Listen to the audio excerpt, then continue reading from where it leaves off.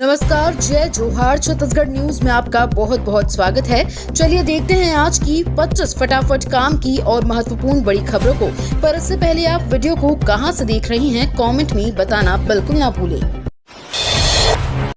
Operation सिंदूर के बाद दोनों देशों के बीच तनाव का माहौल, राजधानी में भी पुलिस का हाई अलर्ट। छत्तीसगढ़ के रायपुर में भारतीय सशस्त्र बलों द्वारा पाकिस्तान के कब्जे वाले कश्मीर में आतंकी ठिकानों के खिलाफ ऑपरेशन सिंदूर के बाद दोनों देशों के बीच तनाव बढ़ गया है। भारतीय सेना के हमलों के बाद पुलिस भी हाई अलर्ट में है। प्रदेश की राजधानी रायपुर में पुलिस अफसर हर हालात पर नजर रखे हुए हैं। केंद्र से मिले निर्देशों के तहत अलग अलग बिंदुओं पर एहतियात बरती जा रही है। पाकिस्तान ने भारत के इन 15 शहरों पर दागी मिसाइलें। पाकिस्तान ने भारत की 15 शहरों में स्थित सैन्य ठिकानों को निशाना बनाने की कोशिश की। अवंतीपोरा, श्रीनगर, जम्मू, पठानकोट, अमृतसर, कपूरथला, जालंधर, लुधियाना, आदमपुर, भटिंडा, चंडीगढ़, नल, फलौदी, उत्तरलाई और भुज पर मिसाइल दागी थी। लेकिन भारत के डिफेंस सिस्टम S-400 ने पाकिस्तानी मिसाइलों के हवा में ही परखच्चे उड़ा दिए। भारत ने एक्टिवेट किया S-400 air defence system. Bharat ने पाकिस्तान और पीओके में मौजूद आतंकी ठिकानों पर मिसाइल अटैक किया है। इस कार्रवाई के बाद भारत ने सीमा पर S-400 एयर डिफेंस सिस्टम को एक्टिवेट कर दिया है। S-400 मिसाइल सिस्टम भारतीय सेना के बेड़े में एयर डिफेंस के लिए सबसे शक्तिशाली हथियार माना जाता है। S-400 एयर डिफेंस सिस्टम की रेंज 40 से 400 किलोमीटर तक है। माना जाता है कि S-400 अमेरिका का F-35 लड़ाकू विमान को भी मार गिराने का दम रखता है। छत्तीसगढ़ में भ्रष्टाचार पर जीरो टॉलरेंस सीएम के निर्देश पर 3 दोषियों पर कड़ी कार्रवाई।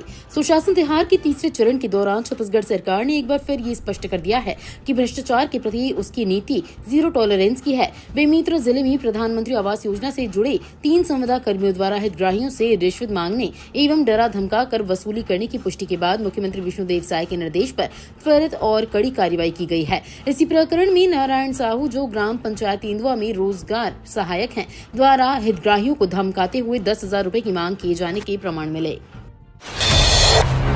छत्तीसगढ़ की महिलाओं के लिए खुशखबरी। सुशासन तिहार के तीसरे चरण के अंतर्गत मुख्यमंत्री विष्णुदेव साय मनेन्द्रगढ़, चिरमिरी, भरतपुर जिले के ग्राम मातमौर पहुंचे। जन कल्याणकारी योजनाओं के क्रियान्वयन की जमीनी सच्चाई जानने के साथ ही मुख्यमंत्री साय ने मातमौर और उसके आसपास के गाँव के लिए कई बड़ी घोषणाएं भी की। उन्होंने कुंवारपुर में 33/11 kV विद्युत उपकेंद्र की स्थापना की घोषणा की। साथ ही प्रधानमंत्री ग्राम सड़क योजना के अंतर्गत फुलझर से चंदीला, तिलौली से दर्री टोला, सनबूरा से पंडो, कुंवारपुर से गाजर और पटपर से टोला से चंदेला तक नई सड़कों के निर्माण की बात कही। केंद्रीय गृह मंत्रालय के आदेश पर CISF, BSF, SSB और CAF जवानों की छुट्टियां रद्द है। छत्तीसगढ़ में अचानक सुरक्षा को लेकर सतर्कता बढ़ा दी गई है। केंद्रीय गृह मंत्रालय और रक्षा मंत्रालय के निर्देश पर राज्य में तैनात CISF, SSB, BSF और CAF के सभी जवानों की छुट्टियां तत्काल प्रभाव से रद्द कर दी गई हैं। छुट्टी पर गए जवानों को जल्द से जल्द अपने रीजनल हेडक्वार्टर में रिपोर्ट करने को कहा गया है। सूत्रों के मुताबिक केंद्रीय गृह मंत्रालय की ओर से IG स्तर के अधिकारियों को एक विशेष पत्र जारी किया गया है, जिसमें स्पष्ट रूप से कहा गया है कि सभी जवानों की छुट्टियां रद्द की जाएं और उन्हें तत्काल ड्यूटी पर बुलाया जाए। नई बहुओं को भी जल्द मिलेगा महतारी वंदन योजना का लाभ, मुख्यमंत्री ने की घोषणा। सुशासन तिहार के तीसरे चरण के अंतर्गत मुख्यमंत्री विष्णुदेव साय अचानक मनेन्द्रगढ़, चिरमिरी, भरतपुर जिले के ग्राम मातमौर पहुंचे।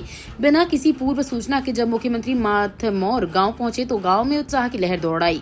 अचानक पहुंचे मुख्यमंत्री के स्वागत के लिए ग्रामीणों ने आसपास लगे फूलों से सुंदर गुलदस्ता तैयार कर उनका आत्मीय स्वागत किया। मुख्यमंत्री ने गाँव के बीच स्थित महुआ के पेड़ के नीचे चौपाल लगाई और वहाँ मौजूद ग्रामीणों से सीधा संवाद किया। नवा रायपुर में जनजातीय संग्रहालय बनकर तैयार, सीएम साय 14 मई को करेंगे लोकार्पण। छत्तीसगढ़ के नवा रायपुर में जनजातीय संग्रहालय लगभग 9 करोड़ रुपए की लागत से बनकर तैयार हो गया है। इस संग्रहालय में जनजातीय संस्कृति की झलक देखने को मिलेगी। संग्रहालय का लोकार्पण मुख्यमंत्री विष्णुदेव साय 14 मई को करेंगे। प्रमुख सचिव सोनमणि बोरा ने बताया कि संग्रहालय में डिजिटल और AI तकनीक के माध्यम से जनजातीय संस्कृति का भी प्रदर्शन होगा। RT के तहत मिले आवेदनों के लिए लॉटरी 1645 विद्यार्थी का किया चयन। छत्तीसगढ़ के रायगढ़ जिले में शिक्षा के अधिकार कानून के प्रथम चरण में मिले आवेदनों का सत्यापन कराने के बाद लॉटरी कराई गई है। प्रथम चरण में मिले आवेदनों में से 645 बच्चों का चयन किया गया है। वहीं अब इसके बाद दूसरे चरण की प्रक्रिया की जाएगी ताकि ग्रीष्मकालीन अवकाश समाप्त होने के बाद बच्चों के अध्यापन का कार्य भी शुरू हो सके। तेंदुपत्ता की बढ़ रही भारी डिमांड, 50,000 श्रमिक लगे तोड़ाई के काम में। हरा सोना कहे जाने वाले तेंदुपत्ता की पश्चिम बंगाल, तेलंगाना, आंध्र प्रदेश व महाराष्ट्र में अच्छी डिमांड है।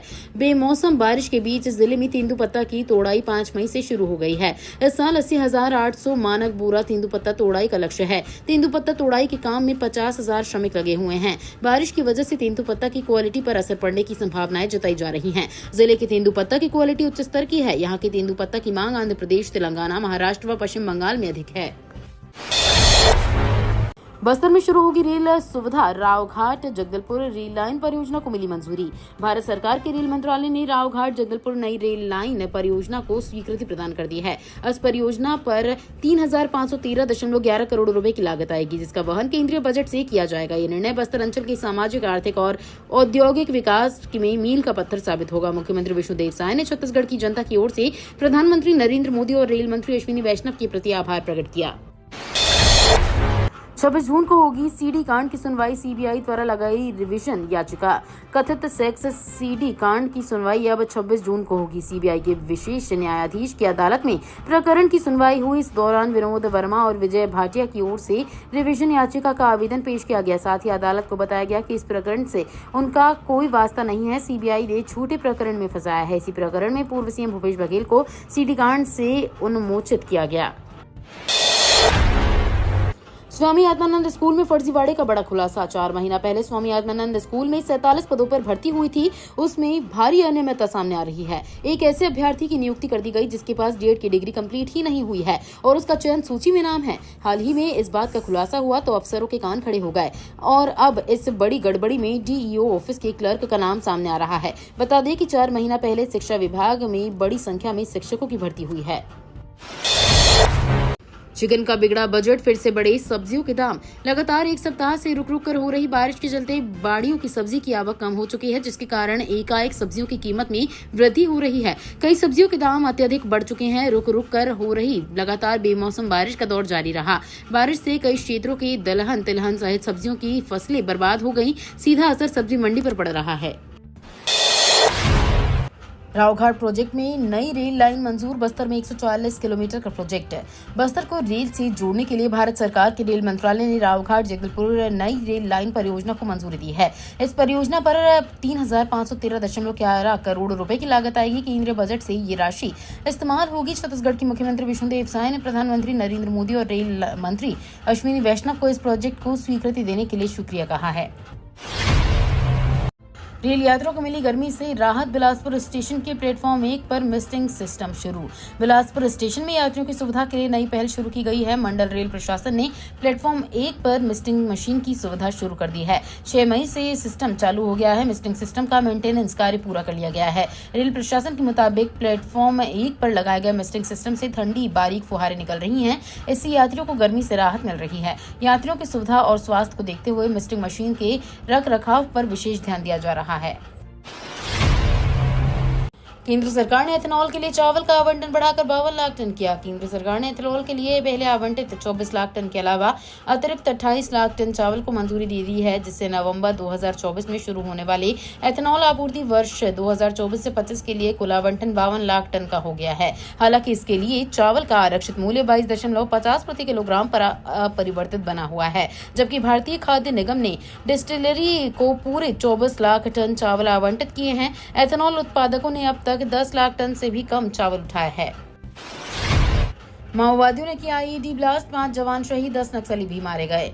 छत्तीसगढ़ तेलंगाना बॉर्डर पर एंटी नक्सल ऑपरेशन में निकले जवानों पर माओवादियों ने आईईडी ब्लास्ट कर दिया। इस अटैक में 5 जवान शहीद हो गए। जवाबी कार्रवाई करते हुए सुरक्षा बल के जवानों ने 10 माओवादियों को भी मार गिराया है, जिससे नक्सलियों में कई बड़ी कैडर शामिल है। फिलहाल नक्सलियों को उनकी मांद में डीआरजी, कोबरा, सीआरपीएफ और एसटीएफ के जवान मुंहतोड़ जवाब दे रहे हैं।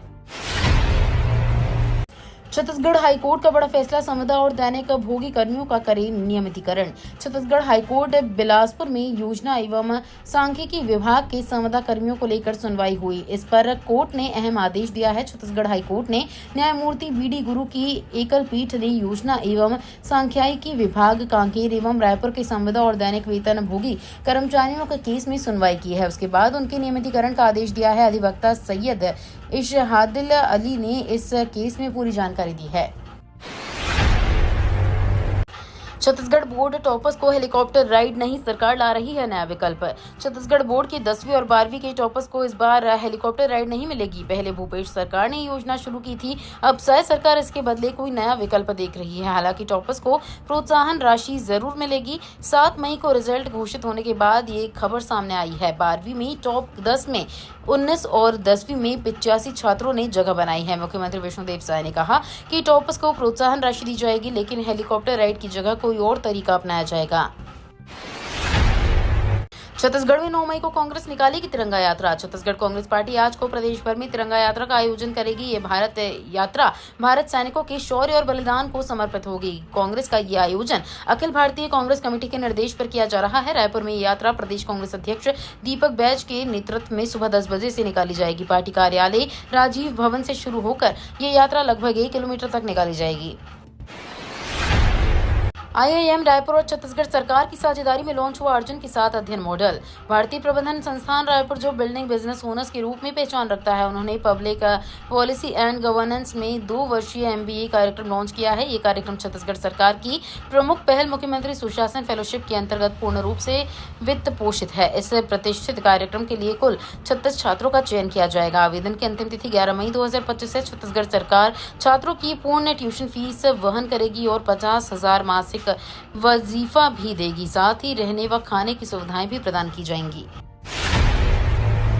नशे के खिलाफ पुलिस का बड़ा एक्शन, गांजा, कफ सिरप, टैबलेट जब्त, 9 आरोपी गिरफ्तार। छत्तीसगढ़ के रायपुर शहर में नशे का गोरख धंधा करने वालों के खिलाफ पुलिस ने कार्रवाई की। इसमें गांजा, कफ सिरप और नशे की गोलियां बेचने वालों के खिलाफ खमतराई, पुरानी बस्ती और कोतवाली पुलिस ने कार्रवाई करते हुए 9 आरोपियों को धर दबोचा है। आरोपियों से बड़ी मात्रा में नशे की सामग्री बरामद हुई है। पहला मामला कोतवाली थाना क्षेत्र का है।